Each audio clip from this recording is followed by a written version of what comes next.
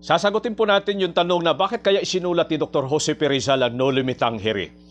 Batay sa kasaysayan, may tuturing na mahalagang yugto sa kasaysayan ng Pilipinas ang di makatarungang pagbitay sa tatlong paring martir na sina Mariano Gomez, Jose Burgos at Jacinto Zamora noong ika-17 ng Pebrero 1872. Ang mapang-abusong pamamalakad ng mga Espanyol sa Pilipinas ay muling nagbalik. Ang pagbitay ng mga Espanyol sa tatlong pari ay nagsilbing babala sa kasasapitan ng mga taong kumakalaban sa mga pari at sa pamahalaang Espanyol. Kaagad nilang pinarurusahan ang sino ang mahuling kumikilos laban sa Espanyol sa pamamagitan ng pagpapatapon sa labas ng Pilipinas. Noong 1872 ay maraming Pilipino ang ipinatapon sa Marianas Island dahil sa kanilang pag-aalsa laban sa mga Espanyol.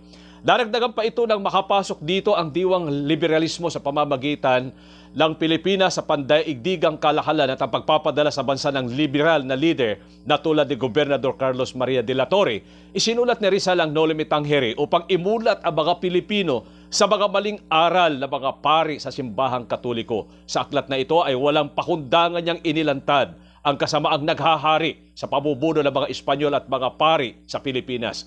Mahigpit ay pinagbawal ng mga pari at mga Espanyol ang pagbasa rito. Ngunit maraming salin ang lihim na nakapasok sa Pilipinas. Bagamat nangangahulugan ito ng kamatayan sa nag-iingat. Dahil dito, ipinabaril siya ng mga Espanyol kasabwat ang mga pari sa Bagumbayan noong December 30, 1896. Maraming salamat po sa inyong pagsubaybay. Adios.